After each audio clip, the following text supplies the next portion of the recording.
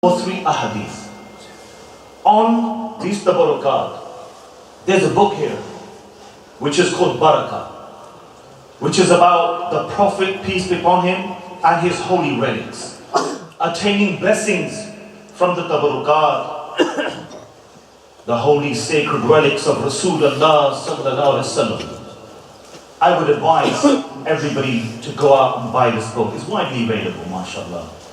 In here are many ahadith compiled solely for this purpose, for attaining the blessings. There was a freed slave called Abdullah.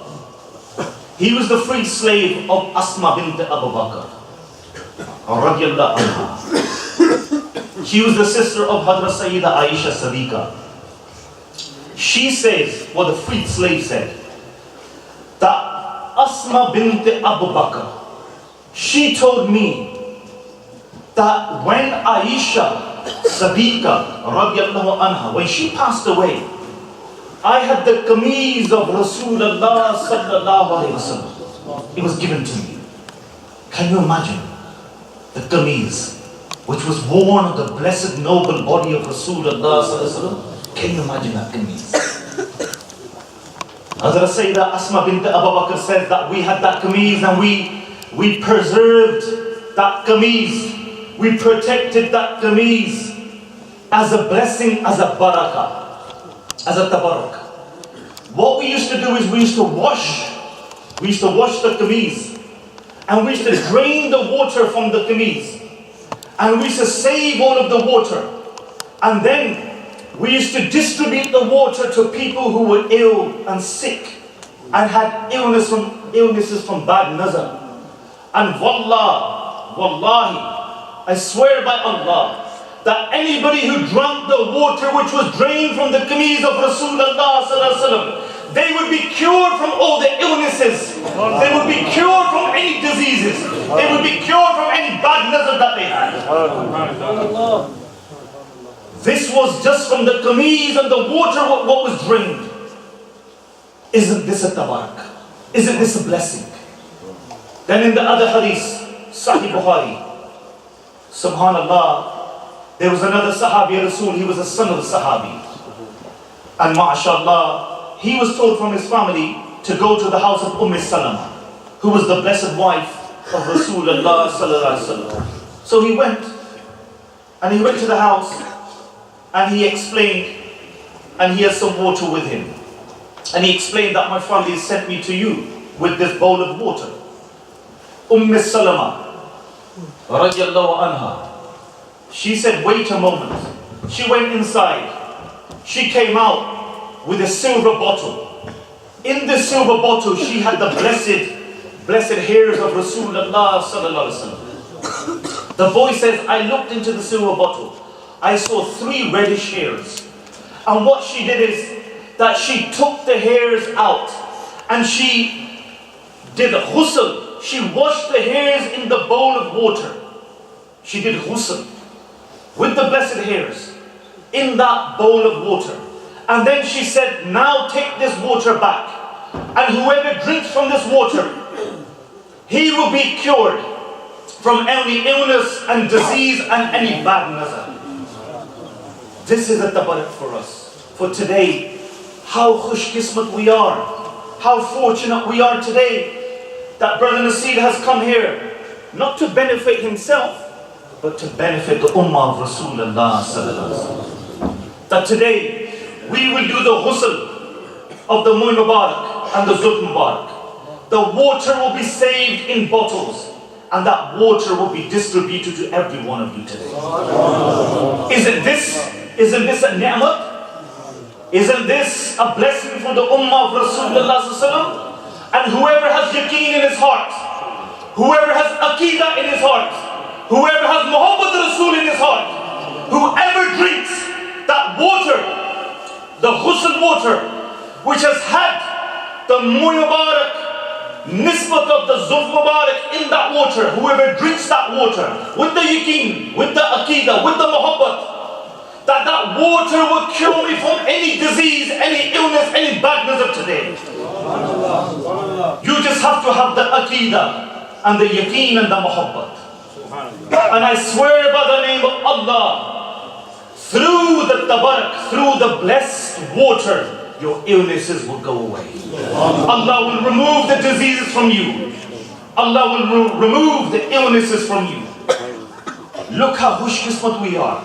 We have the tabaraks with us today, and they have been preserved and protected, and they are authentic in this dunya today. Let me give you one other narration. Hazrat Sayyidina Umar al-Faruq radiallahu anhu.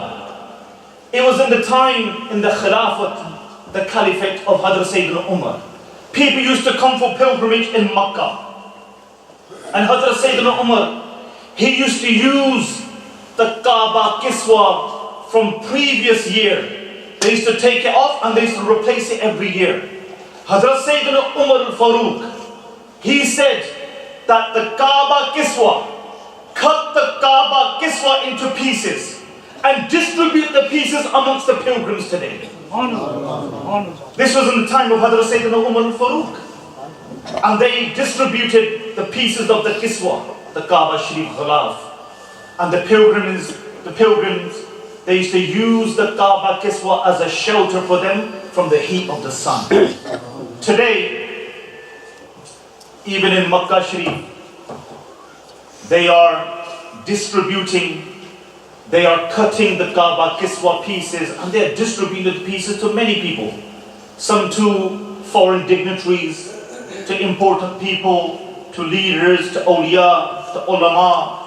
This is how some of the Kaaba Kiswas have been coming down from generation to generation. Even today, this is how they've been shared and distributed today.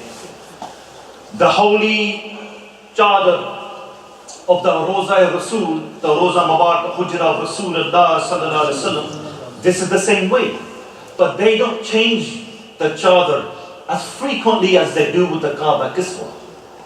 The chadar of the Roza Sharif of Rasulullah sallam is replaced every 50 years, every 70 years, or sometimes even after 100 years. But it depends which chadar it is, because there are 3 rooms, there are 3 chambers. There's the one which is on the outer chamber. If somebody looks through the gold gates, gold jaliyan, you will see the first chadar. They replace that more often. So that could be replaced after every 40 years, 50 years. But there's another room inside that room. The chadar of the inside room is only replaced after every 70 years. Then there's another room inside that room, which is the blessed chamber and the hujra and the room of Hazrat Sayyidah Aisha Sadiqa. This is the blessed place, the resting place of Sayyidina Rasulullah sallallahu alaihi wasallam and Hazrat Sayyidina Abu Bakr as-Siddiq, Hazrat Sayyidina Umar al-Faruq. May Allah please with them. That chadar is replaced every over 100 years. Imagine that chadar. Imagine the dust upon that chadar. That chadar is more qimti to us than the whole world. The dust which gathers on that chadar is more qimti, more expensive to us than everything in this dunya. The dust which lays on the floor of the Hujra Mubarak is more qimti, more expensive, more worthy to us than everything in this dunya and what it contains. Gosh, if we can get some of that dust and lay it upon our eyes. Imagine your eyes lay upon the blessed chadar Mubarak of the blessed Hujra, the inside room of Rasulullah sallallahu alaihi wasallam. ऐसे एक खुशकिस्मती वाली बात है. Allah subhanahu wa ta'ala give us the tawfiq that we may increase our iman. Allah give us tawfiq that we may always consider ourselves as the slaves of Rasulullah sallallahu alaihi wasallam.